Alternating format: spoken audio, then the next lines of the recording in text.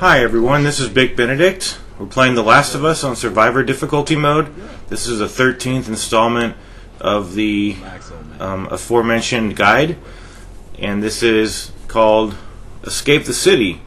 We're in Pittsburgh and we're going to shortly be leaving Pittsburgh, but we need to get on the bridge and get the fuck out of Dodge. So this chapter is...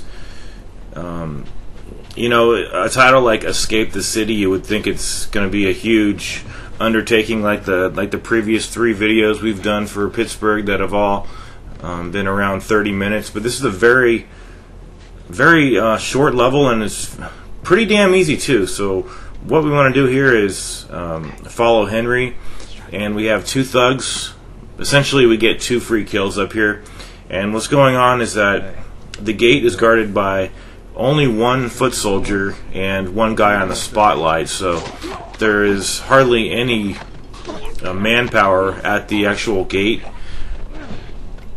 So what you want to do is first grab these, because we won't be able to come back, so get those scrap metal pieces.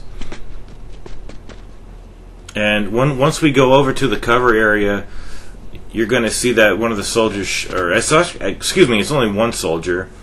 There's a clicker in this vicinity, so don't worry about getting spotted quite yet. As long as you stay out of the searchlight, the guy can't find you. So see how he just walks from the left to the right, and there is a generator in front of that red gate, or those 2 red doors right there, those double doors. Tugging on the generator cord will cause a spotlight to lose its power source. It looks like there's a couple of guys up there, but just do as I do. See, I'm just going to vault over this piece of cover here, because from here they can't really put the spotlight on you, and you might get some of that dramatic close call music over here, but trust me, it's nothing doing. Just choke this guy out, and then tug on the generator cord. It's only going to take 1 tug. And then once you're back in control of Joel, do a 180 and get the hell out of the way, because all of these soldiers are going to drop down and start looking for you pronto. So now the searchlight's gone, and the soldier up there says move out. So if the damn tree wasn't in my way, I can get over here quicker.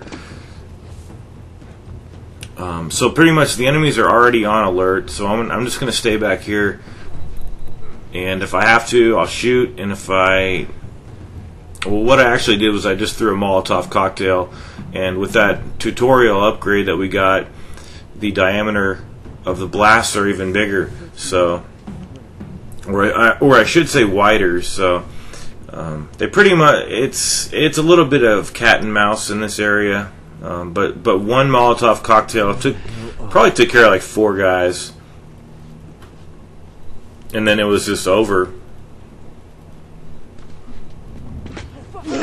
So this right there got me in a big jam, so I'm gonna have to recover quickly, get behind cover very quickly.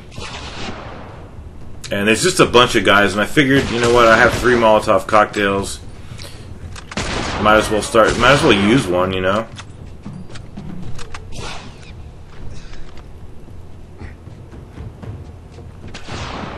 There's the kids hiding out for safety back there. And then I saw that guy with the Molotov cocktail, and I think seeing him just made me throw it, because I'm always pissed off at those guys because they're so dangerous. But if this guy gets ignited in the flames, it's just all over. Yeah, it's all over. I might have killed like 5 guys in 1 blast. Okay, maybe he didn't get burned up, but I know Henry took him out. Or I guess I took him out, didn't I? So that's it. That's all the enemies we'll be fighting for this quadrant of the map. Now, when I first played this, I thought that you had to go back to the generator and power it on. I didn't know quite what to do, but all you need to do is go through the fence. I thought the fence had a power, the fence needed to be powered up too or something, but you cannot interact with the generator anymore. but you won't need to since all the enemies are deceased. See, I even tried to do it right there, just out of old habit. Henry, give me a hand with this. All right, you ready? Shit, come on. Go. And now they definitely know where we are. So from here, you just want to sprint over to the ladder. And I didn't see that guy.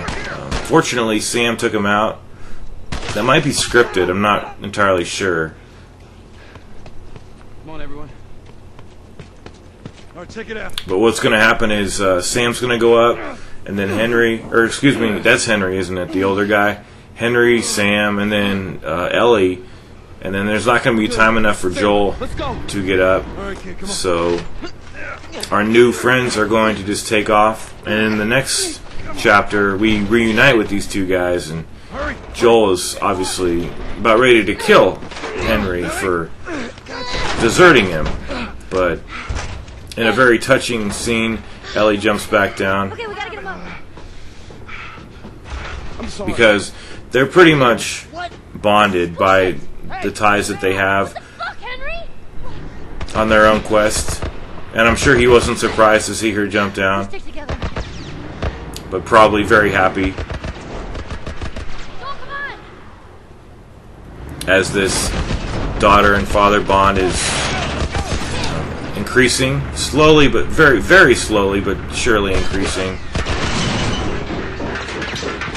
So we're not quite out of the woods yet. We just have one more confrontation, and it's, I believe it's in a bar because there's pool tables, and it's not too difficult. I think I died once, and then when I respawned, I had the same enemies, but they weren't all. When I first entered the bar, they were all packed in a group, and they were all hunting me very aggressively. But then when I restarted the checkpoint, or rather when I died and then reloaded the game, it was just this one guy walking in, and the other two guys were out there. So I like to throw a bottle over there first of all, and then just kind of analyze his pattern, see what he's doing.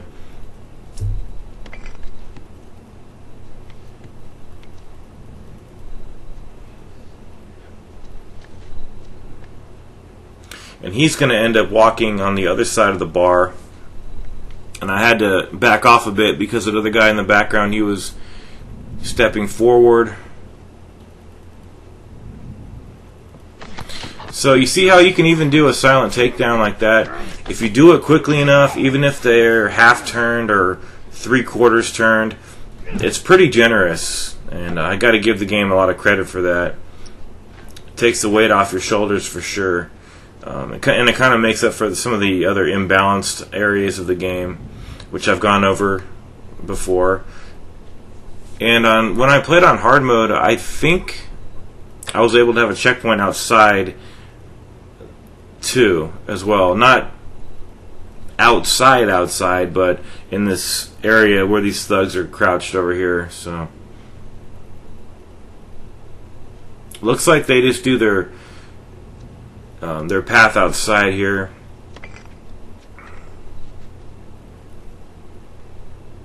Where the hell is this guy?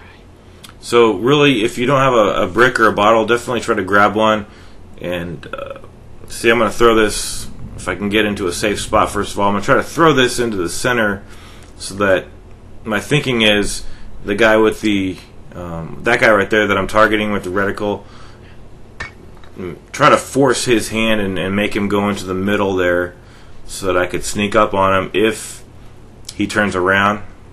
But I ended up doing this, which I believe, yeah, now everybody's on alert. So I missed a bullet there, but don't be too over obsessive about preserving your health, because I believe you get your health restored per chapter. And the next chapter is just a very breathtaking chapter in the on the side of the ocean, and we'll be going into the sewers and doing some pretty tough battles. So I'm really looking forward to what lies ahead in my quest. So there's one more guy up there. I'm not sure if you have to kill all these guys. That is to say, I'm not sure if the ability to interact with the door only occurs after you stomp the last guy's face in or not. So what you need to do here is just drag this cart out of the way, and then we're going to be doing some running from that tank, which, believe me, we have not seen the last of. And I don't believe I took any hits over here. So if you do delay too much, or if you run into a sandbag or something like that, you might take some hits or even die. But the checkpoint, I imagine they give you a checkpoint every 5 meters or so. I don't know, but it's probably very generous. But once we get to the buses, we're going to jump into the water, and that's going to be the end of this video.